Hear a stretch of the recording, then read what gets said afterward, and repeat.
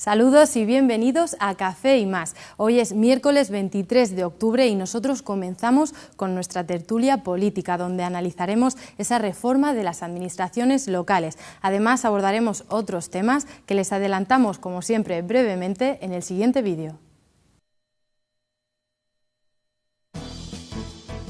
A vueltas con la reforma de la administración local y el significado que tendrá para los ayuntamientos es uno de los temas de discusión entre los representantes nacionales de la provincia de Ciudad Real.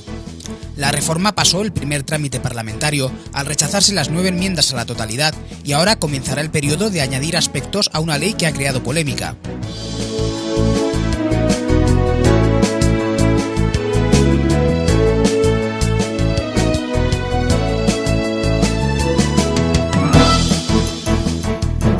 En el programa de hoy hablaremos también de salud y deporte y lo hacemos de mano de Juan Tomás García. Él es gerente del Gimnasio de Manzanares y nos cuenta su trayectoria deportiva. Todo esto hoy aquí en Café y Más.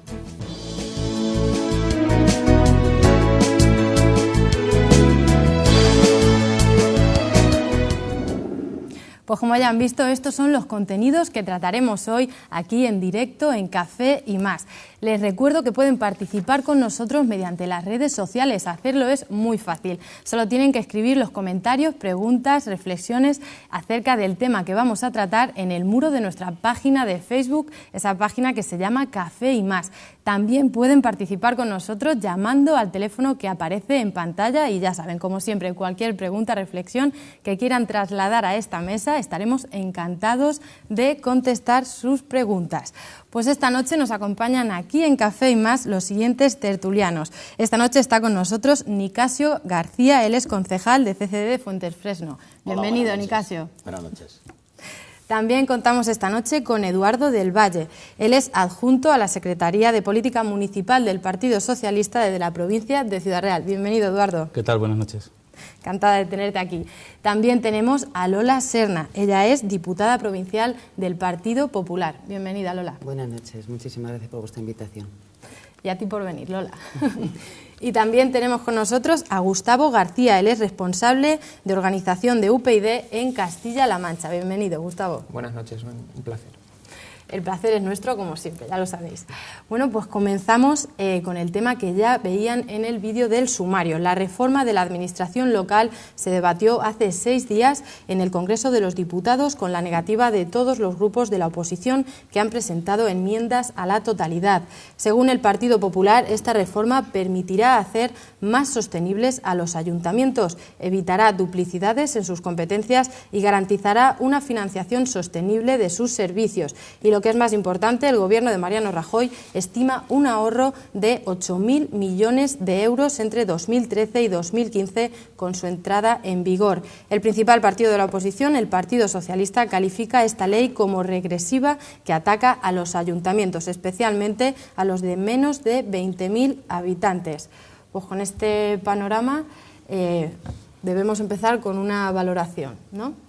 Lola, ¿quieres empezar? Bueno, pues sí, pues vamos a debatir un proyecto ya de ley, ya no es un borrador, ya es un proyecto de ley sobre la reforma local, por donde, como has dicho, pues se van a clarificar las competencias municipales para evitar duplicidades, se va a racionalizar la estructura organizativa de las administraciones y se va a garantizar la estabilidad financiera y presupuestaria de los ayuntamientos. Es una reforma profundamente municipalista que va a permitir prestar unos mejores servicios a los ciudadanos y se va a evitar, muy importante, los despilfarros. Desde el principio de una administración, una competencia. Se definen por primera vez las competencias que deben ser desarrolladas por la administración local, como propias o delegadas, diferenciándolas de las estatales y de las autonómicas. Se evitan las competencias impropias. Teníamos vivienda, turismo, servicios sociales, sanidad y educación. Eso sí, tanto el Estado como las comunidades autónomas pueden delegar en los municipios el ejercicio de competencias. Pero muy importante, y esto es muy importante, y es que siempre deberán tener la correspondiente dotación presupuestaria, algo que no ha ocurrido hasta ahora. Y además los ayuntamientos se van a garantizar siempre también muy importante, el cobro a través y con el respaldo de la Administración General del Estado, en este caso pues sería el Ministerio de Hacienda.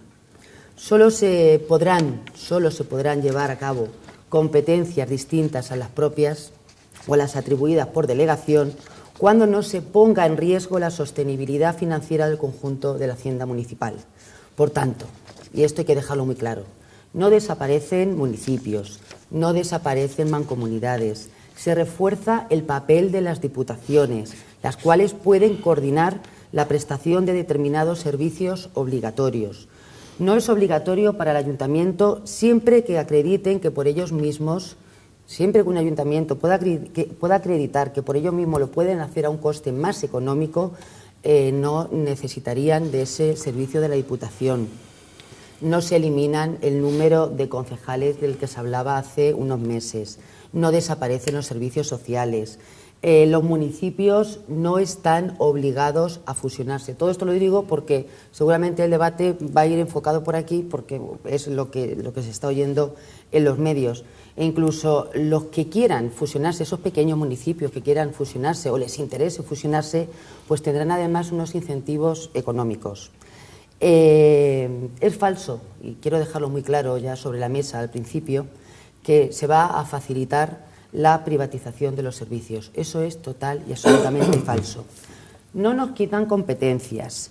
Lo que sí quitan a los ayuntamientos es la obligación de acometer competencias que no son nuestras. Esto es una reforma que todos los gobiernos locales durante toda la democracia han luchado para que no tengamos que asumir competencias impropias. De hecho, con esta reforma, todos los convenios que los ayuntamientos firman con la Junta de Comunidades, en este caso, pues a partir de la aprobación de esta ley, con esta reforma, la Junta de Comunidades se compromete, es que tiene que pagar el 100% del convenio, no es igual que ahora. Y además, como he dicho antes, el ayuntamiento va a tener la seguridad de cobrar ese convenio. Más cuestiones sobre esta reforma, sobre este proyecto de ley. Se limitan los sueldos de los alcaldes y concejales liberados. Se limita el número de concejales liberados también. Se limita el número de personal eventual o personal cargos de confianza. No se limitan las liberaciones parciales. Y bueno, pues estos límites están regulados en el proyecto, pues en una tabla, tomando como referencia pues los tramos de población, algo del que cuando se está en oposición se quejan de los gobiernos que tienen concejales liberados y de los sueldos, y bueno, pues ahora se van a poner unos límites, va a haber un techo de sueldos de cada uno de los alcaldes, concejales liberados, etcétera. ¿Y por qué este proyecto pues mejora la financiación de los ayuntamientos, de los entes locales? Pues mire, porque suprime gran parte de los gastos impropios, porque se garantiza la financiación de las competencias delegadas, porque se incorporan mecanismos para compensar las deudas de otras administraciones y porque se garantiza la financiación de las competencias atribuidas por leyes sectoriales. Bueno, pues así se presenta desde el Partido Popular, Lola Merino. Sí. Sin embargo, desde el Partido Socialista pues no tienen tan claro esta reforma de las administraciones locales. Eduardo. Bueno, esto es el 27 borrador de proyecto que conocemos y que evaluamos, ¿no? Es decir, es un proyecto que ha tenido tanta contestación, tanta oposición desde tantos frentes diferentes, que al final no tiene nada que ver con lo que en principio se planteaba. Esto de reducir la administración, de limitar el gasto, de eliminar administraciones y duplicidades, todo eso ha quedado en nada. Ya no existe en esta ley. Es lo primero que hay que decir. Es decir, no es verdad que se quiten niveles de administración, todo lo contrario, se incrementan niveles de administración, hasta 5 niveles de administración, vamos a tener más, vamos a poder crear comarcas, vamos a poder crear veguerías, vamos a poder mantener las mancomunidades, vamos a redoblar las diputaciones. Al final es mucha más administración, mucho más burocracia, mucho más personal, muchos más gastos administrativos que al final va a generar esta normativa que no aclara nada, sino todo lo contrario, confunde mucho más. Las competencias han quedado... Por un lado se pueden delegar, por otro lado se pueden abocar a las diputaciones, por otro lado las pueden mantener uno. Al final hay un mejunje donde se va a romper absolutamente la unidad de mercado, se va a romper la unidad administrativa de lo que era un ayuntamiento, de qué servicios podía prestar. Casi todos teníamos claro qué servicios podía prestar un ayuntamiento. Ahora van a poder prestar distintos servicios cada uno de los ayuntamientos, va a ser un verdadero mejunje. La unidad de mercado se rompe completamente, es decir, estamos hablando de que hay competencias que se pueden delegar a los ayuntamientos, nada menos que en inspección en materia de consumo y de mercado, de empresas, de creación de empresas distintas, que por tanto le podría delegar a uno sí y a otro no, de manera que a una empresa en un ayuntamiento se le podrán exigir unas cosas, en otro ayuntamiento otras cosas distintas. La verdad es que nada de clarificar. Hay competencias absurdas a estas alturas del siglo XXI, es decir, como que los pueblos menores de 5.000 habitantes obligatoriamente van a tener que tener mercado de abastos, cuando todos sabemos que prácticamente no hay mercado de abastos en casi ningún municipio. Hay otras competencias que todos creíamos necesarias, como el acceso a las nuevas tecnologías, a la información, a la comunicación de todos los ciudadanos, que debería ser universal, que de repente no están. Es decir, cosas tan sencillas como esta. Dice que se limita, por ejemplo, los sueldos, el número de concejales, los liberados. Si con esos límites que ha puesto, casi todos los ayuntamientos van a tener más liberados, casi todos los ayuntamientos van a tener más personal de apoyo, casi todos los alcaldes y concejales se van a poder subir el sueldo.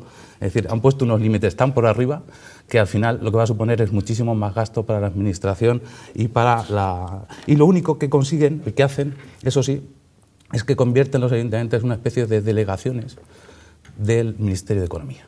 Van a tener la figura del interventor, una especie de gerente macro con poderes por encima de la alcaldía y de los concejales, que van a ser capaces de limitar cualquier actuación de un ayuntamiento, eliminando la soberanía popular. Es decir, un alcalde se le elige, se le pone, se le quita, un interventor no.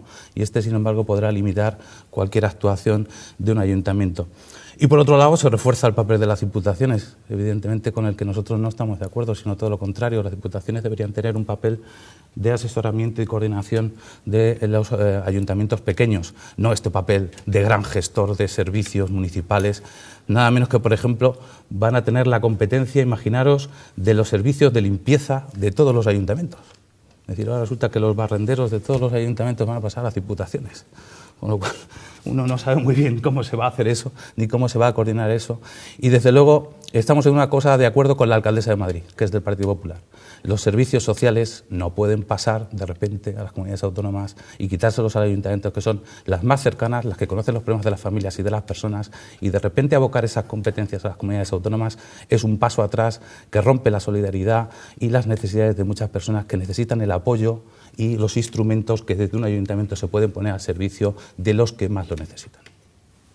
Desde CCD, Nicasio, ¿cómo se valora esta Pues Ciudadanos del Centro reforma? Democrático, en principio no ve mal que haya una reforma local, aunque nos hubiera gustado que hubiera una reforma de la Administración, no solo local, una reforma general del Estado de la Administración, porque todos somos conscientes y sabemos de la práctica del enchufismo y del amiguismo que se ha practicado y se practica en este país. Por ejemplo, Madrid tiene 226 asesores. París, una ciudad con 3 veces más habitantes, 36, con un tope de 40. Esto es extensible a toda España. Es decir, es un ejemplo, no es que yo quiera con esto decir que la alcaldesa de Madrid es mala, bueno, no. Es que esto es lo general. Es decir, él colocando familiares y amiguetes y que todo el mundo viva de la mamandurria en este país.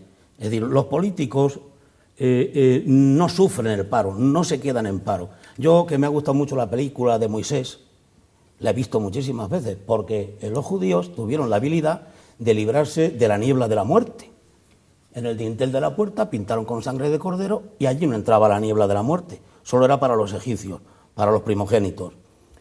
Los políticos hacen lo mismo.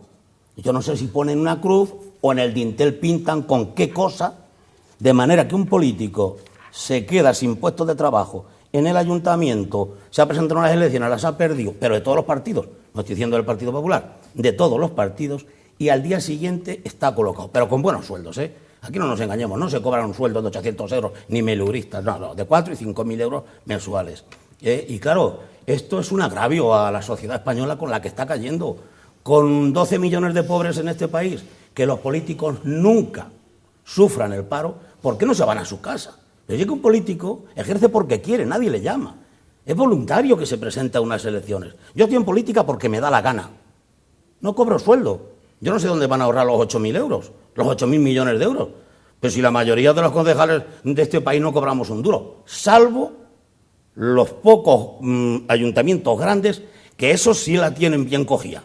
Esos sí se dedican a la mamandurria. Por ponerte un ejemplo, el presidente de la Diputación y el alcalde de Barcelona, esos que dicen que los españoles le robamos, el alcalde de Barcelona cobra 146.000 euros de sueldo y el de la Diputación 125.000. Es decir, la señora Cospedal, por ejemplo, cobra 101.000 euros de sueldo por ser presidenta de la comunidad, más que el presidente del gobierno. Todo eso debemos de rectificarlo, porque de alguna forma es un insulto a la inteligencia de los ciudadanos de este país. Queremos que se haga una reforma de la sociedad. El político debe tener un sueldo digno, el que tenga que ser, pero uno, no 3 ni 4.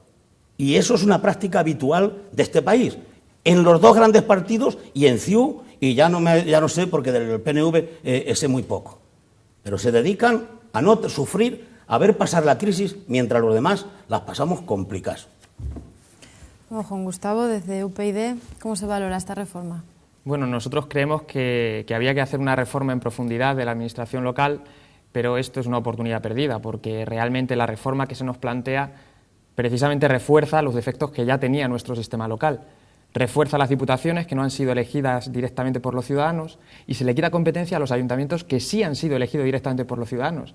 De manera que ante la sociedad se pinta como muy bien eso de mantener todos los ayuntamientos, pero ayuntamientos que no tienen capacidad de prestar servicios ni de tomar decisiones. Al final son las diputaciones que están por detrás, que no han sido elegidas directamente por los ciudadanos, sino que han sido elegidas por los propios partidos políticos que han obtenido representación en los ayuntamientos, las que van a tomar decisiones en los pequeños ayuntamientos, en los ayuntamientos de menos de 20.000 habitantes que se les van a quitar ciertas competencias.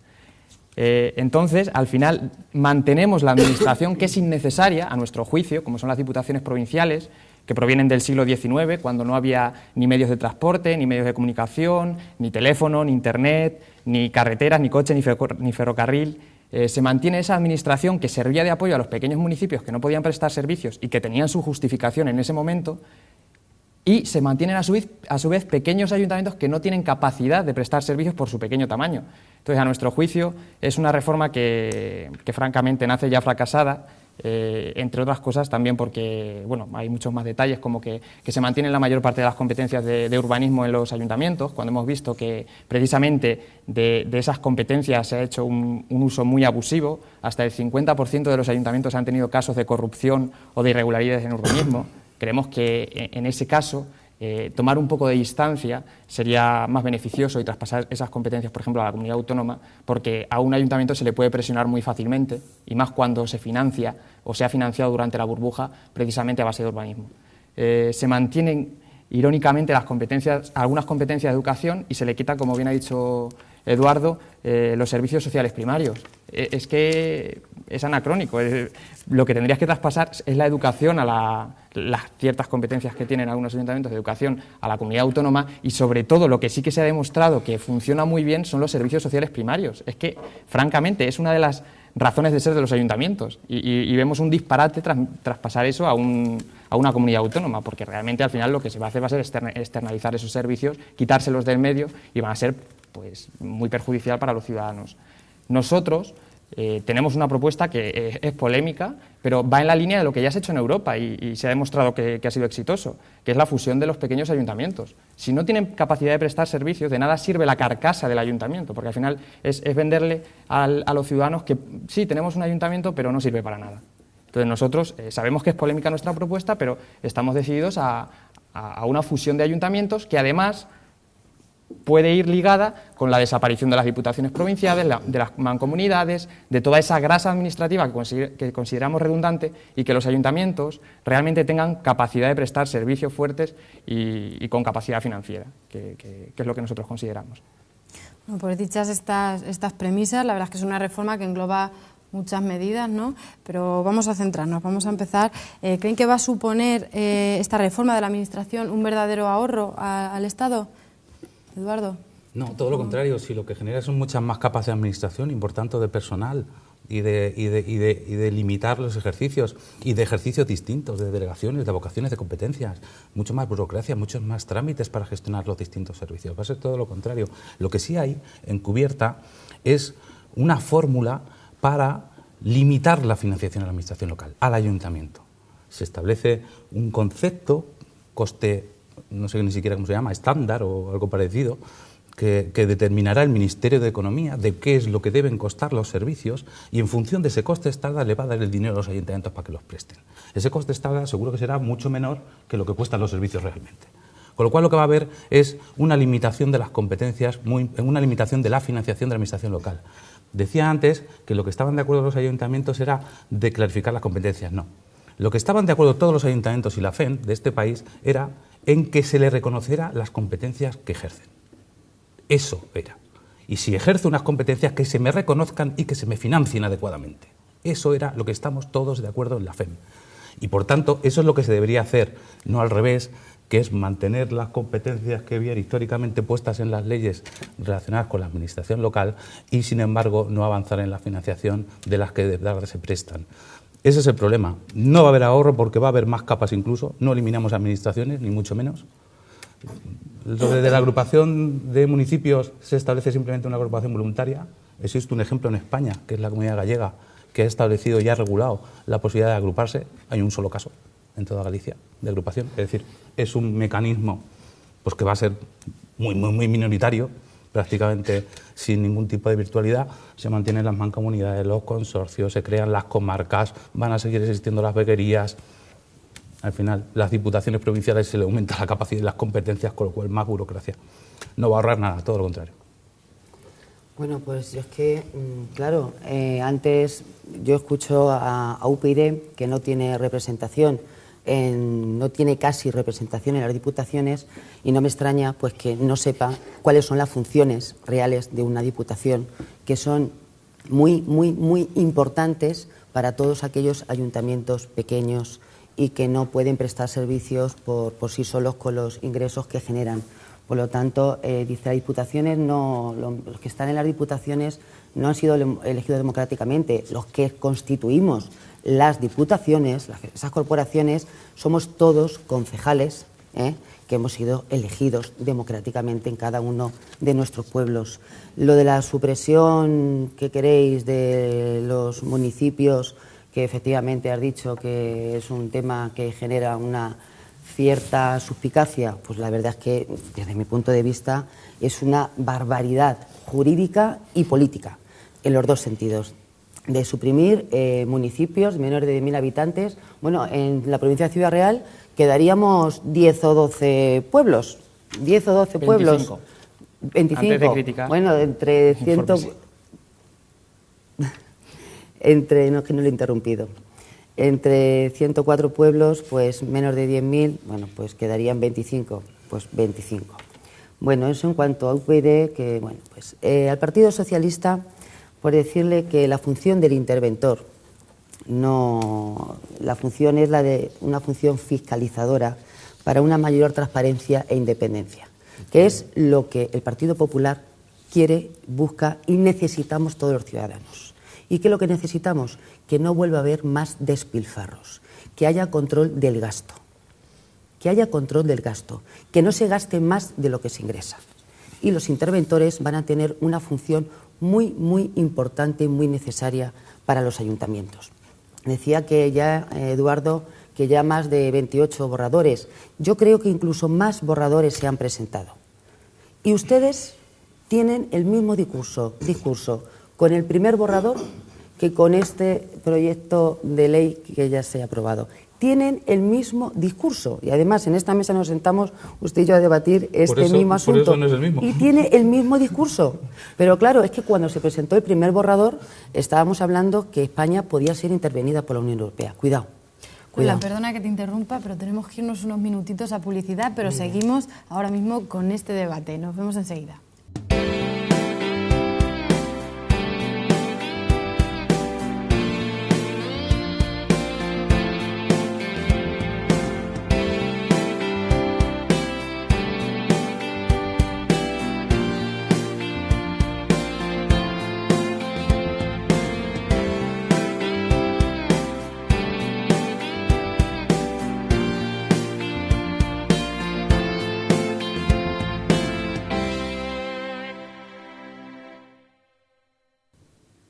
Pues tras estos anuncios publicitarios, nosotros seguimos aquí en directo en Café y Más. Les recuerdo, como siempre, que pueden participar con nosotros haciéndolo en las redes sociales. Es muy fácil, escribiendo en la página de Café y Más, en el muro, cualquier pregunta, comentario, lo que quieran, y nosotros estaremos encantados, como siempre, de contestarles. También pueden hacerlo llamando al número de teléfono que aparece en pantalla. Y nosotros seguimos con el debate, analizando los pros, los contras de esa reforma de la administración local.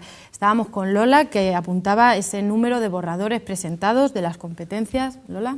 Bien, bueno, pues he aprovechado el descanso pues para mirar la ley, que no sé, el proyecto de ley. Y bueno, pues cuando decía Eduardo de que han eliminado competencias y que ya no tenemos, por ejemplo, que los ayuntamientos ahora no pueden ofrecer el servicio de barrer, o sea, es que me parece una demagogia impresionante. Vamos a ver, Eduardo, el problema de esto, el problema de defender este proyecto es que nadie, o el 95% de la población, se va a leer este proyecto de ley.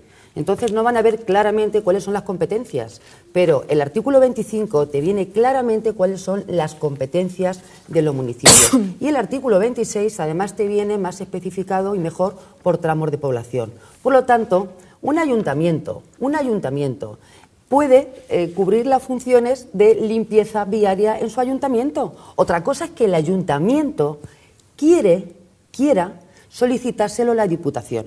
Entonces la Diputación estará obligada a prestarle ese servicio. ¿Que el ayuntamiento quiere prestarlo por sí mismo? Presenta el gasto o el coste de ese servicio, y si es más económico que el que va a prestar la Diputación, lo hace el ayuntamiento. Por lo tanto, no hagamos demagogia. No se quitan competencias, no se quita ninguna competencia, ni de barrenderos, ni de esas historias que os estáis inventando, que aquí está el proyecto de ley. La pena es que es muy fácil y es gratis alarmar a la ciudadanía. Pues yo te lo leo, cuando mira, sabéis dice, que con es población incierto. inferior a 20.000 habitantes será la Diputación Provincial o entidad equivalente la que coordinará la prestación de los siguientes servicios: la recogida de residuos, la limpieza viaria, el abastecimiento domiciliario de agua potable, el acceso a los núcleos de población, la pavimentación de las vías y el tratamiento de residuos. Precisamente cosas en las que se pueden hacer paquetes para luego privatizar. Pero si es que eso Es lo que así está, de sencillo. Pero si eso es lo que está ocurriendo ahora mismo. Limpieza viaria. Me dices, Pero no, si eso la es lo que está Diputación, ocurriendo. dice, la Diputación Provincial en los menores de 20.000 habitantes hará la limpieza viaria. Entonces, es así de mientas. sencillo. Eduardo, Es decir, no te voy a consentir y tiene que ser mientas. el ayuntamiento No. el que demuestre que No. lo presta más barato Te que la consiento Diputación. que mientas. Hombre, si la eso lo dice Diputación la ley. podrá, la Diputación Lo dice podrá. Si eso es lo peor de esta coordinar. normativa, que no clarifica nada. Dices, clarificación de competencias, lo pone en un artículo otro, mentira. Mira, cada autonomía va a hacer un mapa de delegación de competencias hacia los ayuntamientos, de manera que en cada autonomía los ayuntamientos van a tener competencias distintas. Así de sencillo. Es decir, estamos rompiendo eso que habláis vosotros tanto de la unidad de España. Hasta ahora los ayuntamientos, casi todos teníamos claro que hacían un papel y que hacían unas funciones y unas competencias. Vosotros con esta normativa estáis rompiendo eso precisamente, porque vais a permitir que cada comunidad autónoma haga un mapa competencial distinto en función de cada uno de lo que interese. Y luego, cada diputación, en función de cómo funcione, hará un mapa de vocación de competencias distinta en cada una de las provincias de este país. Eso es lo que vosotros con este proyecto vais a conseguir. Mira, un lío y un mejunje. Por más alto que lo digas, no vas a llevar más razón. Vamos a ver, el Es problema así que de tenéis... sencillo. No, pero sí, ahora mismo, ¿quién lleva la gestión de residuos aquí en la provincia de Ciudad Real? Pues depende, En la hay mayoría- comarcas donde lo lleva una ¿No me mancomunidad. dejas? ¿Una mancomunidad? Las mancomunidades no desaparecen. Que ya no lo va a llevar. No desaparecen. ¿Por qué no? ¿Por qué? ¿Por qué no? ¿Dónde Porque dice eso la tendrá ley? que demostrar esa mancomunidad que lo ¿Dónde presta dice- más barato que la Diputación No. para poder seguir ¿Dónde manteniendo el dice eso la servicio. ley? ¿Dónde dice eso la ley? Cuidado, léetela. cuidado. RSU, ¿no gestiona los residuos sólidos urbanos de muchos municipios? Sí, y la comarca en otro sitio. ¿Y qué problema hay? ¿Eso se va a eliminar? No. Si nadie dice que se Pero elimine. sí es que la Diputación es, las funciones que está diciendo ahora mismo esta reforma, este proyecto de ley, son las mismas. La pavimentación de las mismas calles de mi que pueblo se la hace la están- Diputación. Pero te vuelvo a repetir lo de la demagogia, Aquí lo que hace es facilitar a que los ayuntamientos se unan a la hora de prestar servicios. Por ejemplo, aquí no está diciendo en ningún momento que la Diputación se tiene que encargar de la limpieza viaria de los ayuntamientos. En ningún momento. Dime el artículo. Sí lo dice, sí lo dice. No lo dice. Porque en el fondo es la interpretación que vosotros estáis haciendo. Claro, es que no me extraña porque antes de las últimas elecciones el Partido Socialista gobernaba en 30 diputaciones y ahora les ha quedado 4 diputaciones. Claro, claro, hombre, claro, ¿cómo no va a tener que ver? Antes las diputaciones eran divinas y maravillosas y ahora las diputaciones pues no pueden entrar a hacer las funciones que hacen, que son muy buenas funciones. Tú mejor que nadie lo sabes, o lo puedes saber cuando has sido asesor de Nemesio de Lara. No sé qué pensará Nemesio de Lara de un asesor que ha tenido, que ya no está sin diputación por sentencia. Como asesor que era claro. O no asesor, siempre he tenido claro que el papel fundamental de las diputaciones tiene que ser la atención a los municipios más pequeños, a los que tienen menos estructura y por tanto más necesidades de asesoramiento, de colaboración y de cooperación, y no prestan a lo mejor grandes servicios. Es decir, lo que tienen que dedicar, fundamentalmente, la parte fundamental del presupuesto debería ir a esos pueblos más pequeños que tienen esas necesidades que no están cubiertas, en vez de a lo mejor hacer otras cosas. Pues eso es aeropuertos, como en otras zonas habéis hecho, en Valencia y en Castellón y en esos sitios a los que se han dedicado a hacer las diputaciones. Ciudad Real, aeropuertos, Ciudad Real. A lo mejor no deberíamos hacer eso. Vamos a darle la voz también a Gustavo y a Nicasio.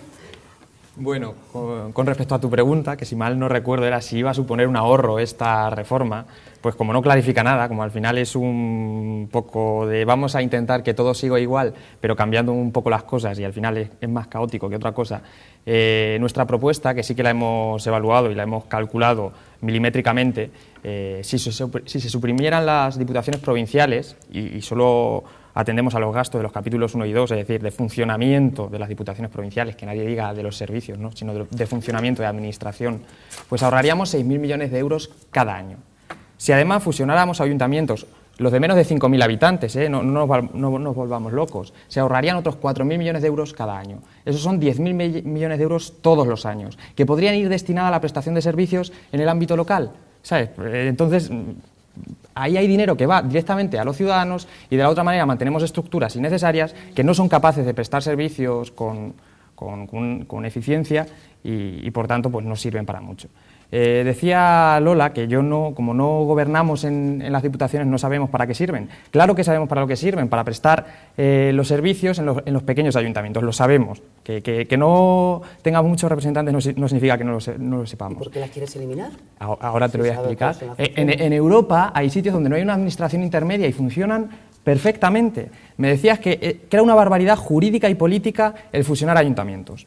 Ejemplos. Reino Unido pasó de 1.520 a 400. No he dicho eso. Alemania, lo has dicho literalmente que lo he apuntado.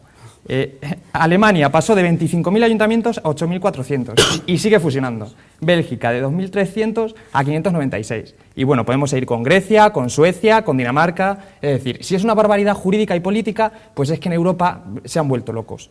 Nosotros proponemos precisamente reformar un mapa municipal del siglo XIX para adaptarlo al siglo XXI, que va a suponer un ahorro que va a ir directamente a la prestación de servicios en los pueblos, incluso en los pequeños núcleos, que también van a tener su alcalde pedáneo. O sea, es que una cosa es que no se comparte ese punto de vista, pero no se puede decir que es una barbaridad jurídica y política cuando en Europa se ha hecho eso durante el siglo XX y funciona muchísimo mejor en el ámbito local que nosotros. Tiene una financiación muchísimo mejor que nosotros y se prestan servicios de una manera muchísimo mejor que nosotros. Entonces, se podrá no compartir porque es polémico, es cierto, pero el ahorro y la prestación de servicios está ahí y el ejemplo es Europa.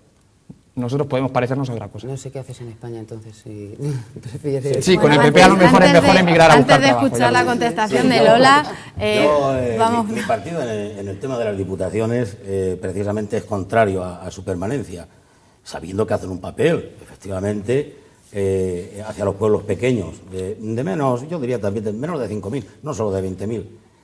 Pero, dicho esto, no quiere decir que de alguna manera las competencias que tienen las diputaciones no puedan pasar a las juntas, a los gobiernos autonómicos. Es decir, es que los pueblos no tienen por qué quedarse sin esos servicios. Porque hay que poner una administración intermedia que no existía en el 78 cuando aprobamos la Constitución y que ahora la hemos creado nueva y ahora tenemos unos gobiernos autonómicos que deben gestionar y que siguen manteniendo las diputaciones que son del siglo XIX. Pues me parece que de alguna forma las competencias que tienen las diputaciones, pueden absorberlas y asumirlas perfectamente bien los gobiernos autonómicos y no pasaría absolutamente nada. Has hecho mención a las empresas de residuos sólidos urbanos, RSU. Sí, efectivamente, son consorcios que están ahí y que nos dan un servicio. Yo te voy a decir una cosa.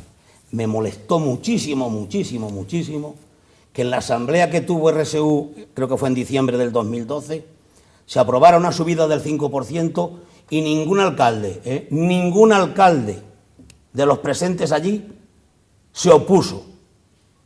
Ya quisieran todos los empresarios de este país que todas las empresas que tienen le garantizaran una subida del 5%.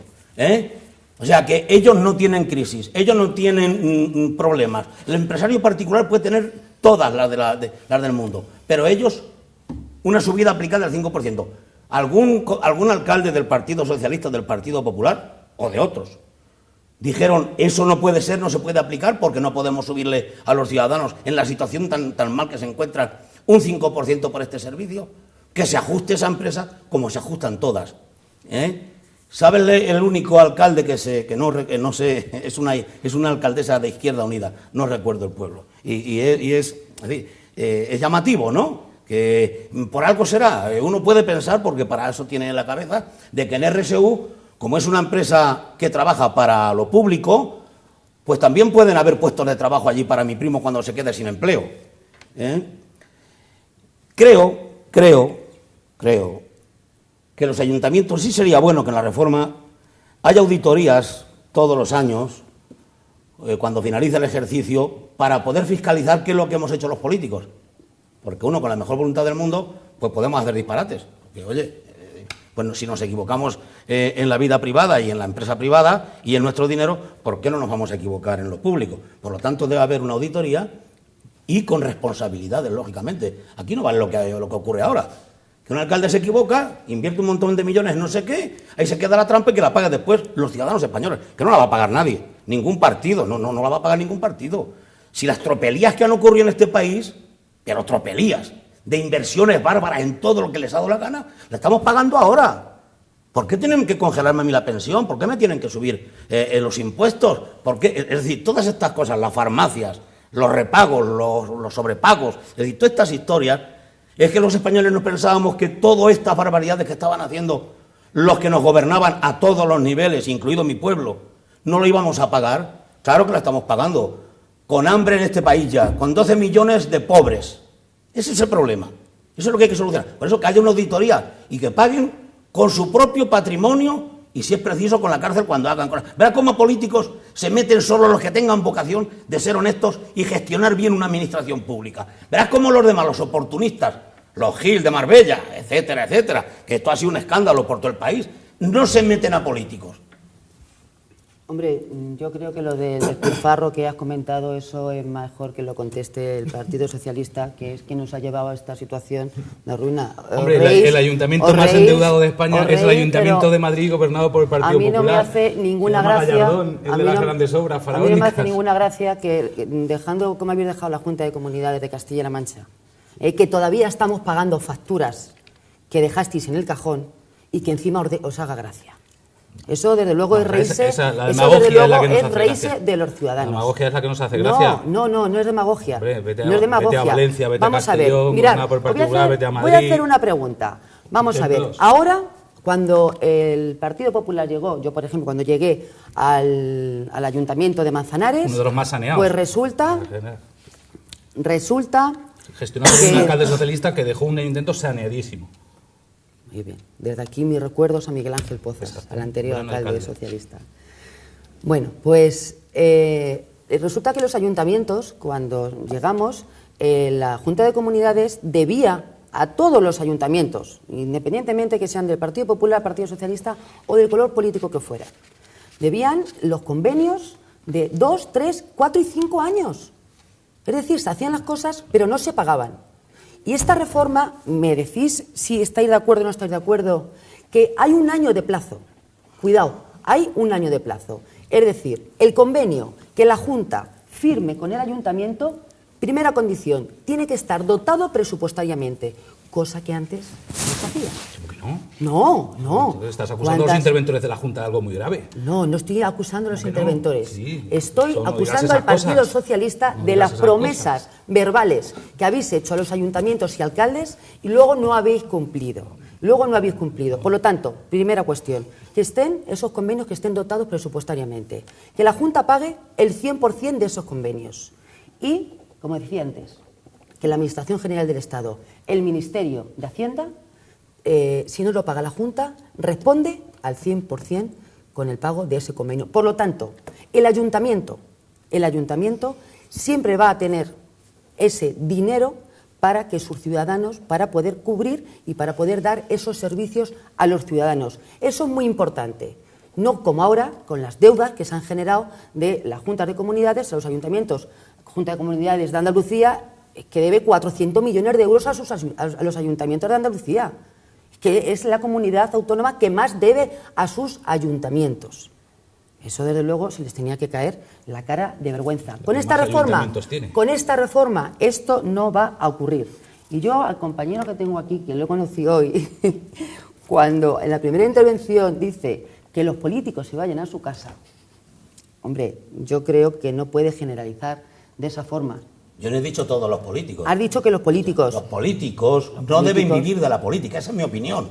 Mía, libremente expresada en esta mesa, porque lo creo así, y porque mi partido lo cree así, y porque los ciudadanos de este país lo creen así. Un político no puede vivir de la política, y cuando sale de un cargo importante de la política, por la puerta de atrás le coloca en una empresa semipública, o que trabaja para lo público, que se vaya a su profesión, que es lo que tienen que hacer, en mi opinión. Bueno, será en no te gustará. Yo sé que todos los políticos, no, hija mía, pero ¿cómo van a estar todos los políticos? No me guste, pero tú piensas que los concejales de mi pueblo, cuando salgamos de la política, nos van a colocar en algún sitio, en ningún lado, a tu casa, y a seguir regando los olivos y las parras. Pero los políticos, me refiero a los gordos, donde, bueno, mira, si no tienes más que ver dónde ha ido Bankia.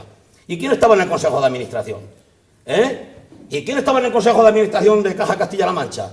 Es decir, por Dios, es que es un nido de políticos que cuando sueltan el cargo les recolocan. Pero te he dicho antes, como Moisés, que no pasan hambre, que el hambre es para los del pueblo, para el pueblo. Para los políticos grandes, no de los pequeños, esos no pasan hambre. No juegue con el hambre y lo compare con los políticos. No, Lola, Nicasio, nos estamos desviando del tema, yo creo un poquito. Sí, porque hemos venido a hablar del proyecto de ley de la reforma. Pero bueno, lo apuntamos para la semana que viene. Perdona, un matiz. Muy breve, Nicasio, que tenemos que seguir con el tema. Cuando nosotros entramos en el Ayuntamiento de Puente del Fresno, la Junta, gobernada por los socialistas, nos debía 460.000 euros. Es verdad. Nos debía y nos tenía asfixiados. Bueno, llevamos ya 2 años y pico y la Junta nos debe 445.000. Sí, decirte que seguimos... Pero han pasado 2 años. Sí. Pero se le ha pagado. Primero tendrá que pagar la deuda. Que sí, pero que seguimos teniendo... Que nosotros tenemos que ir al día... Pero es que si estuviera el Partido Socialista le debían ya 800.000 euros. Mantener servicios con sociales. las políticas que estaban haciendo, pues mantener servicios sociales. Si las políticas que se estaban haciendo, es decir, ¿en qué hemos mejorado? Dice, no, es que se ha mejorado porque se paga y tal. No, hemos convertido la deuda de las administraciones, que estaba en el 70%, en el 100% de nuestro Producto Interior Bruto. Lo que hemos hecho es engordar a los bancos. Hemos cogido a los bancos, hemos firmado un convenio con ellos, les hemos dicho, danos ustedes un préstamo a pagar al 5% al 6% de interés durante X años, que supone pagar el 40% más al final. Nada menos. El 40% más al final. El 40% más al final. Y esa no es la forma. La forma no es esa ni mucho menos. La forma no es esa ni mucho menos. Es decir, hay una crisis económica, hay que adaptar las estructuras a esa crisis económica y esta ley, reforma de administración local, no responde a eso.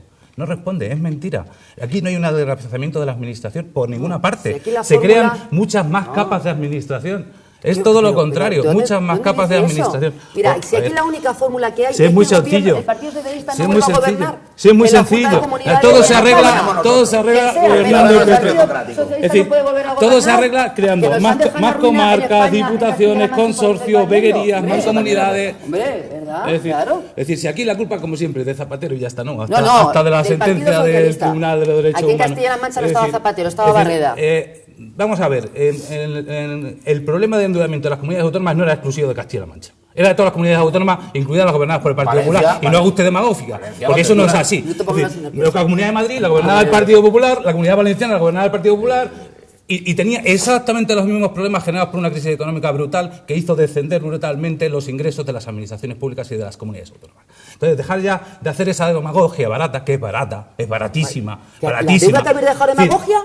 Vamos a ver, la deuda que han dejado todas las comunidades autónomas porque han bajado los ingresos de todas las comunidades autónomas, de todas, de todas las de este país, y defiendes al Partido Socialista y de todas las diputaciones y las de Madrid. Y vamos a defender lo que es la provincia de Castilla-La Mancha. Yo, al menos, yo no voy a defender ni a Madrid ni a Valencia. Al final lo que hay que buscar es soluciones. Nosotros estamos aquí para debatir esta. Y esta, que tenía unos objetivos cuando empezamos a debatirla al principio, de reducción de la administración, de reducir los gastos, de una administración, una competencia, resulta que al final todo eso no es verdad. No es verdad. No es verdad. Te vas a la ley y tienes todo lo contrario. Tienes un lío de competencia. Eduardo, no te has leído la ley. Mira, perdóname que te la Boletín Oficial de la Provincia. Aquí está. Vete al artículo 25 del artículo resúmenes 26. Hechos. No, los resúmenes del Partido Socialista. A la ley, léete la ley. Resúmenes del Congreso. Peleando. Es decir, no me digas que no me la he leído. Me la he leído mucho más que tú, seguro. Bueno, por supuesto. Yo creo que ya por la hora que es, una pequeña conclusión es eso. ¿Este proyecto de ley soluciona los problemas de la administración local o los mantiene? En nuestra opinión, mantiene los mismos problemas, mantiene la estructura del siglo XIX y no se adapta al siglo XXI. Nuestra propuesta es suprimir las diputaciones, las mancomunidades, crear municipios fuertes con capacidad financiera para prestar los servicios y todo el ahorro que se genera de esa supresión de administraciones innecesarias que se destine a los servicios públicos. Sí, comparto plenamente lo que acaba de decir el compañero. Yo las diputaciones creo que esos servicios que da deben pasar al gobierno autonómico y que desde allí se quiere eliminar de alguna forma intermediarios que duplican o triplican los costes reales de los servicios. Y bueno, y luego que haya formalidad, que cuando se comprometen a que tengas un servicio social que te cuesta mucho dinero, que al final tengas que buscarte la vida para poder pagar y mantener las nóminas, que es lo que ocurre con nuestro centro de día y algunos otros servicios. Y lo que quiero es que, bueno, a todos nos exijan cumplir, pero que ellos también cumplan, porque si no, pues al final nos abocan a una situación prácticamente de quiebra. Lola, Eduardo, un minuto cada uno, no tenemos tiempo para más.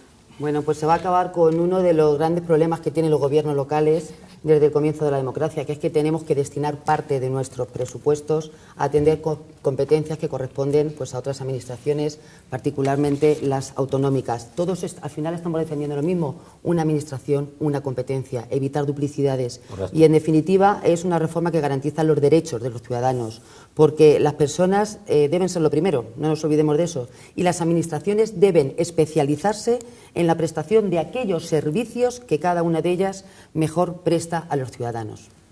Gracias. Es muy sencillo, es decir, se le tienen que reconocer a las administraciones locales las competencias que ahora mismo están desarrollando y darles la financiación suficiente para que las sigan desarrollando. Desde lo local se prestan mucho mejor los servicios y con más calidad. Y esa cercanía al ciudadano te imprime ese control de calidad mucho mejor que si se llevan a otras administraciones como las diputaciones o como las comunidades autónomas para que lo único que se haga sea privatizarla y hacer un peor control de la calidad de los servicios, que es lo que se pretende aquí, hacer negocio. Bueno, pues muchísimas gracias a todos por compartir este debate aquí con nosotros en Café y Más. Muchas gracias, Nicasio, Lola, Eduardo, Gustavo. Un placer teneros aquí esta noche. Y ustedes no se vayan porque ahora, después de la publicidad, nos toca hablar de deporte y salud. Y lo hacemos de mano de Juan Tomás García. Él es gerente de un gimnasio de Manzanares y nos va a contar toda su trayectoria deportiva en unos minutos después de la publicidad. No se vayan.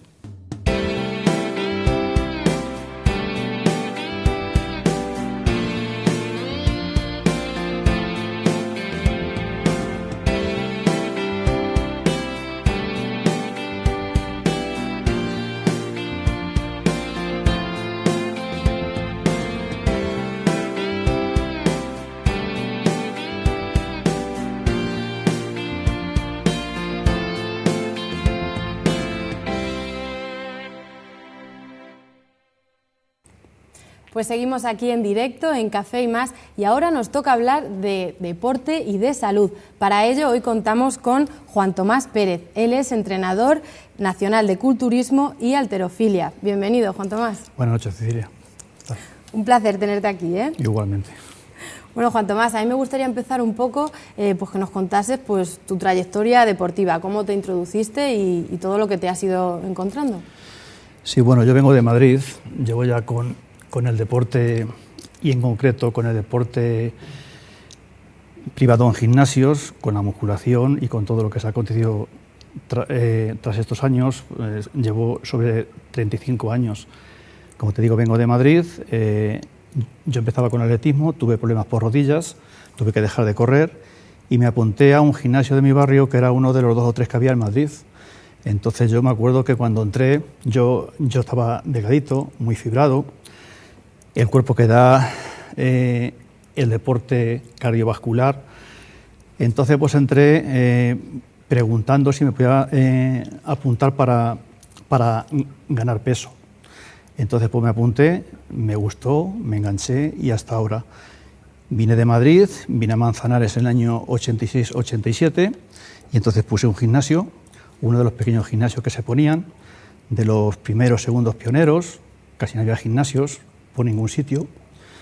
Y bueno, pues hasta ahora, y hemos estado ahí, digamos, como en la ola de la cresta, a nuestro nivel, de pueblo como Manzanares. Manzanares es un pueblo grande, pero bueno, yo no me he perdido comba respecto de modalidades, acontecimientos, yendo a ferias y demás.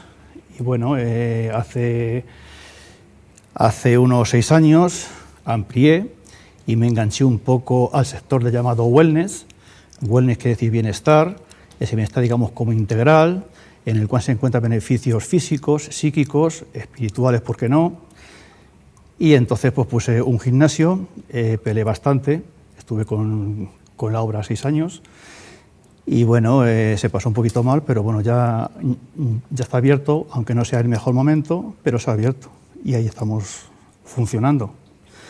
Y siguiendo pues la línea de cómo está ahora mismo el sector, que si quieres hablo así por encima cómo está. Supongo que un poco como todo, ¿no? Pues con patas arriba un poquito. Sí, está un poquito loco pues como todos los sectores y como todas las personas también, porque digamos que nos vemos arrastrados todos, negocios, personas y demás. Muchas veces no sabemos lo que queremos, pero bueno, o sea, estamos peleando. La locura esa pues la ha incrementado la llamada crisis.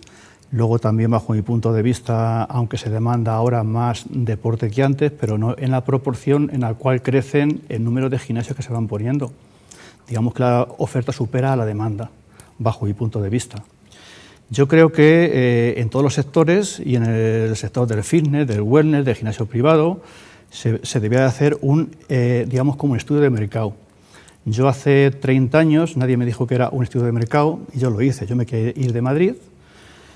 Yo cuando voy para Madrid me encuentro como pez en el agua, es decir, yo me conozco Madrid pues desde que tenía 12 años, que me pateaba a Madrid, montaba en el metro sin que subiera mis padres, por cierto, y luego me puse a trabajar con 14 años y me pateé y me conocí todo Madrid.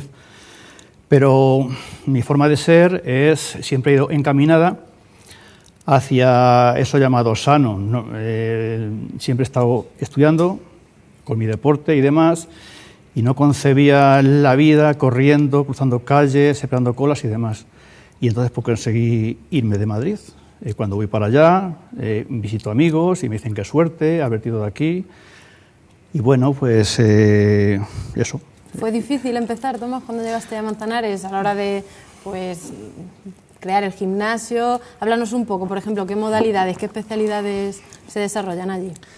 Bueno, en principio fue muy difícil porque, como yo comento, hay que hacer ese estudio de mercado. Yo me hice ese estudio de mercado, yo llamaba por teléfono yo en principio pensé, me quiero ir de Madrid. ¿Dónde? Me quiero ir para mi tierra. Yo nací en Ciudad Real, pero no lo conocí hasta que vine aquí. También es la tierra de mis padres.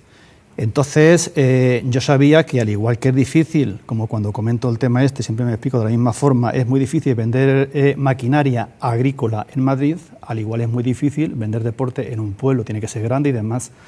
Entonces yo pateé Puerto Llano, pateé Alcázar, pateé Tomelloso, y no había casi gimnasios por ningún sitio, y esos había pues eran pequeños, y luego al final pues me establecí en Manzanares, y fue muy difícil, Yo he llegado, bueno, o sea, tampoco te voy a contar penuria, pero fue muy difícil. Y yo, digamos que me enganché pues con las modalidades que se impartían por aquel entonces. Era solamente máquinas de musculación, había alguna bicicleta para calentar y demás. Las máquinas cardiovasculares no se conocían, por lo menos en España. Y entonces se daba, en vez de unas modalidades aeróbicas, de grupo, colectivas, con música y demás, se daba gimnasia sueca, ejercicios en el suelo, el clásico mantenimiento de siempre. Y luego, pues bueno, pues yo cuando llegué a Manzanares, pues triunfé, pues sí, porque no había nada. Entonces, cuando la gente vio esa novedad, ahora estamos, digamos que estamos cansados de todo. Yo creo que se ha mareado tanto la gente que ya no apreciamos nada, independientemente de la crisis y demás.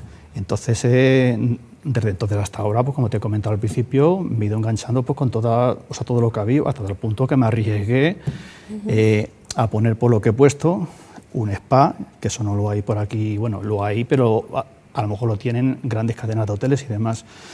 Pero claro, se pasó bastante mal porque viví el mundo de la construcción y me tuve que involucrar, yo ahí he trabajado como albañil y demás, bueno, historias, eso ya son...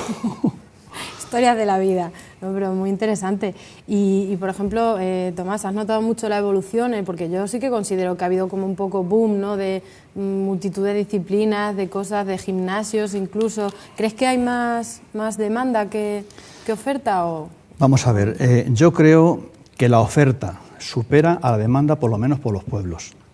Luego también hemos querido plagiar la forma de trabajar de las capitales, me explico. En las capitales hay mucha gente, puedes llenar salas, puedes dar muchas modalidades, pero en un pueblo es un gran riesgo.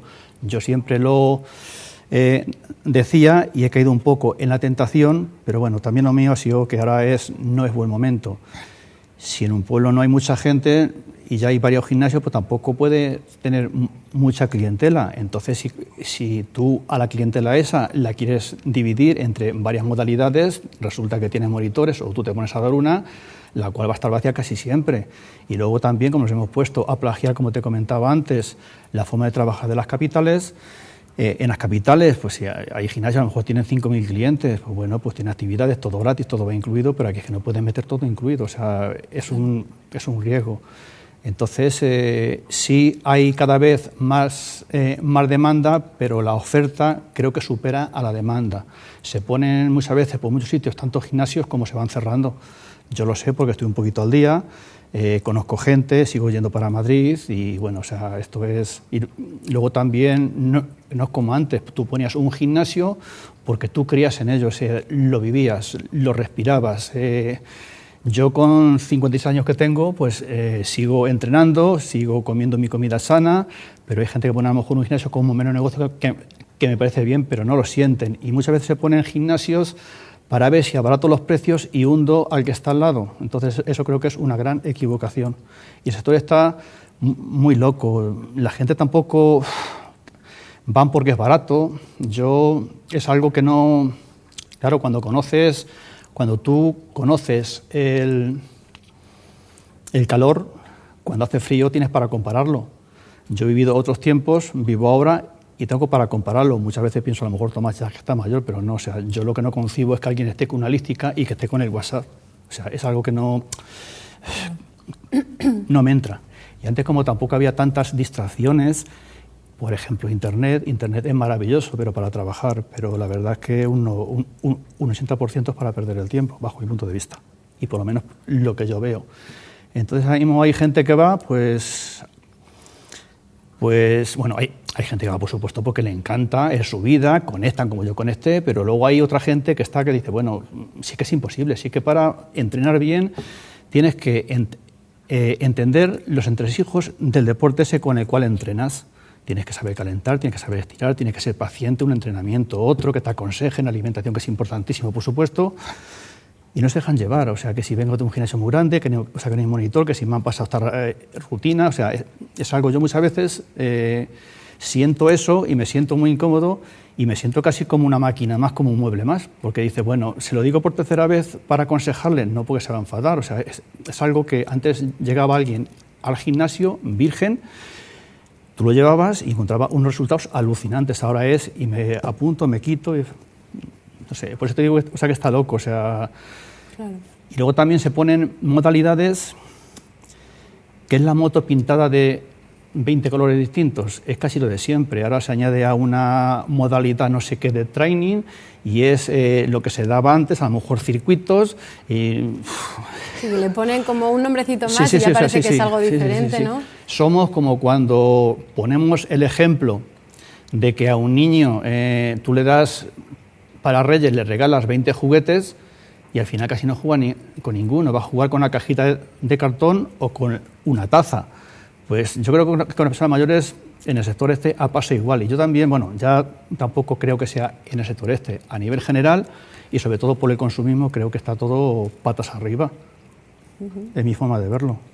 Tomás también, aparte de ser gerente de ese gimnasio que hablamos, el gimnasio Olympus en Manzanares, también es instructor de pilates, entrenador personal, dietista. La verdad es que te ha dado tiempo a centrarte en varias cosas. ¿De qué te gustaría hablarnos? Por ejemplo, como entrenador personal, tú, por lo que dices, es muy importante, ¿no?, aconsejar a la gente, ¿no?, cuando va al gimnasio, hacerle una tabla de seguimiento. ¿Cuál es la edad más, o sea, la mejor edad para empezar con esas tablas, ese seguimiento, por ejemplo? ¿O no hay edad? Hombre, hay una edad y no hay edad. Hay una edad en cuanto a que no se puede ir digamos, cualquier niño. O sea, un chaval con 14, 15 años puede hacer cualquier deporte perfectamente, siempre y cuando sea controlado.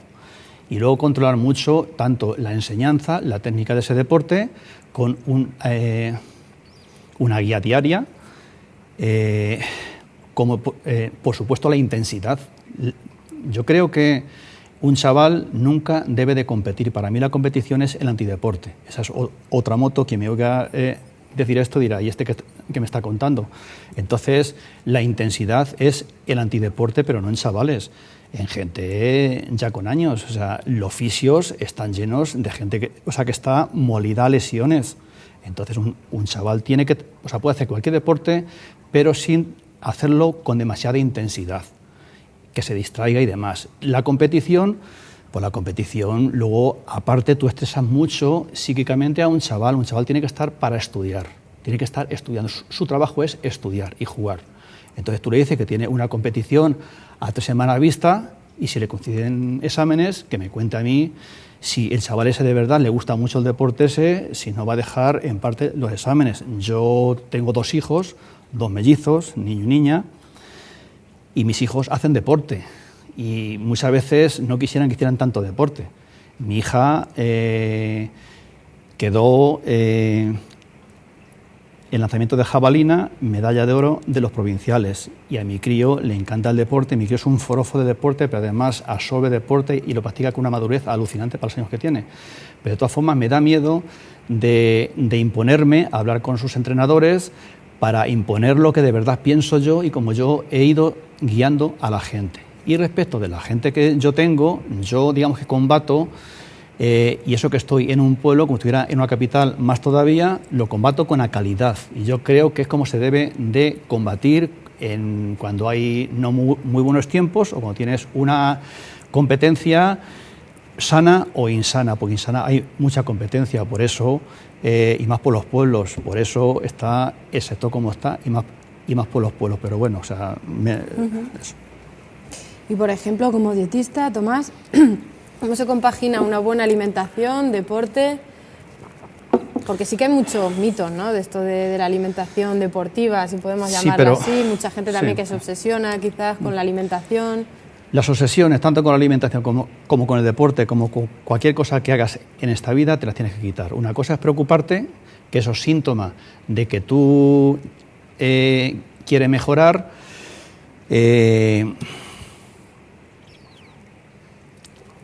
pero que quieres mejorar, pero te alimentas mal, ¿no? Sí, bueno, sí. Es que me he ido.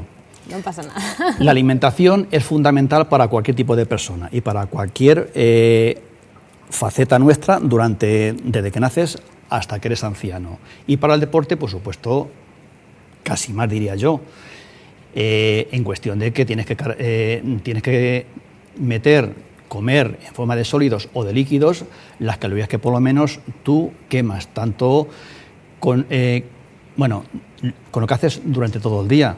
Entonces yo, en mi gimnasio, yo asesoro gratuitamente a la gente que hace deporte. Yo lo siento en mi despacho, le doy una charla de alimentación y luego le digo, puedes comer esto.